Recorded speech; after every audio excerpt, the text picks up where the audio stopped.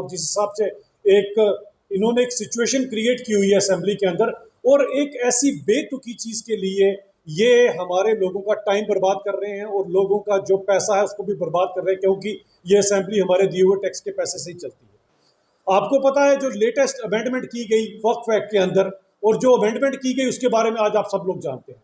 और इस एक्ट की अगर मैं बात करूं तो मुझे पता नहीं लगता कि ये जितने, चाहे वो एनसी वाले हैं, चाहे वो कांग्रेस वाले हैं, भले वो आम आदमी पार्टी वाले हैं, क्या इनको नहीं पता है? क्या ये अच्छी तरह से नहीं जानते कि भारत देश का संविधान क्या बोलता है?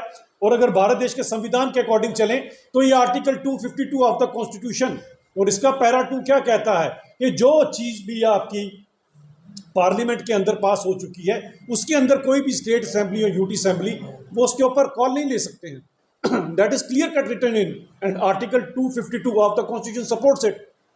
क्या ये जो जितने आज असेंबली में जितने विधायक हैं रूलिंग पार्टी के, क्या इन लोगों को इसके बारे में नहीं पता?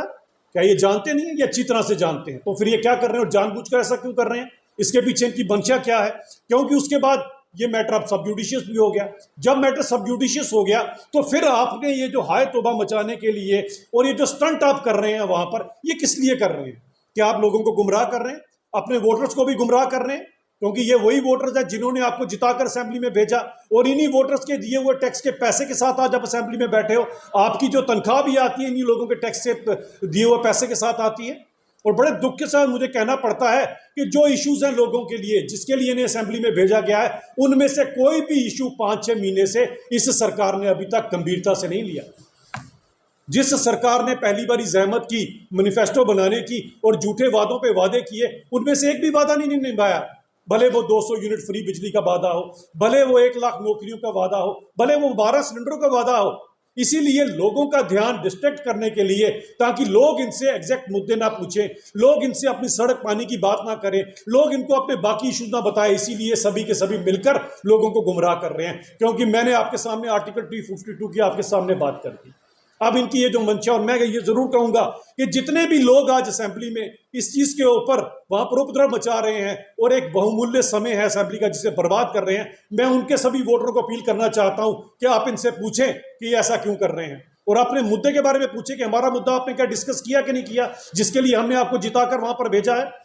और बड़ी बात यह आती है कि इनके ऊपर कोई भी लगाम नहीं कसी गई, इनके ऊपर कोई भी अभी तक कोई कार्रवाई नहीं हुई, जबकि इसके अंदर कार्रवाई बनती है। आप काले कपड़े दिखा रहे हैं। आप वो पास हुआ जो हमारे को पार्लियामेंट ने पास कर दिया बिल, उसको फाड़ कर फेंक रहे हैं। ये क्या हो रहा है? ये किस तरह की असेंबली है? क्या हमने इस तरह की असेंबली बनाने के लिए लोगों को जिताकर वहां पर भेजा था? आज क्या लोगों को इनको पूछना नहीं चाहिए कि आप किस तरह से ये सब काम कर सकते हैं और इनकी मंशा क्या है इसके पीछे? हम इनसे जरूर पूछना चाहते हैं। और अगर नेशनल कॉन्फ्रेंस जो इन सब के लिए सबसे आगे लीड लेकर बैठी है और उन्हीं के स्पीकर हैं, अब पता नहीं वो उन्हीं के स्पीकर हैं या किसके स्पीकर हैं और किस तरफ क्या कर रहे हैं, मैं उसके बीच में जाना नहीं चाहता, क्योंकि I have got full respect for that chair. लेकिन अगर स्पीकर साहब को पता है कि ये सब कुछ जो है ये गैर कानूनी है, ये काम कर रहे हैं, तो वो लोग क्यों कर रहे हैं?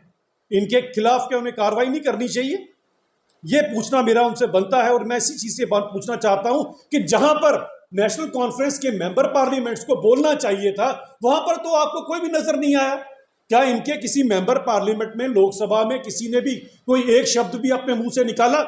यानी कि आज आप क्या कर रहे हैं? आज आप एक पब्लिसिटी लेने के लिए, आज आप लोगों को गुमराह करने के लिए जम्मू कश्मीर असेंबली का समय बर्बाद कर रहे हैं। जम्मू कश्मीर असेंबली में और बड़े इश्यूज हैं जो आपको लेकर जाने चाहिए। आपके मेंबर पार्लियामेंट के मुंह में क्या दही जमा था? उस समय बोल लेते अगर कोई अपनी बात थी।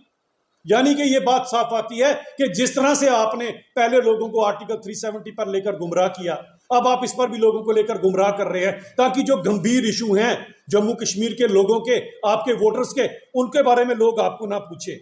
हम आपसे पूछना चाहते हैं कि ये आपने कौन सा समय चुना है इन सब चीजों को करने के लिए?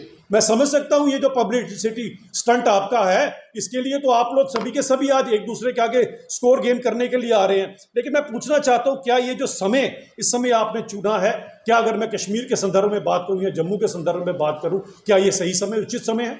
क्योंकि आप जो असेंबली में आज पिक्चर पूरे हिंदुस्तान में भेज रहे हैं, उसके कारण क्या ये टूरिस्ट सीजन है, जिस टूरिस्ट में यहाँ पर हमारे जम्मू कश्मीर की मैक्सिमम इकोनॉमी टूरिज्म पे डिपेंडेंट होती है, और मार्च ऑनवर्ड्स यहाँ पर टूरिस्ट आना शुरू हो जाते हैं। लेकिन आप इस तरह की जो वहां से पिक्चर्स भेज रहे हैं पूरी हिंदुस्तान के अंदर, आप क्या बताना चाहते हैं? ताकि टूरिस्ट यहाँ ना आए, ताकि वो जो पसमानदा जिनके लिए ये एक्ट बनाया गया, जिनके लिए इसमें रिफॉर्मेशन लाई गई, वो पसमानदा और पसमानदा हो जाए।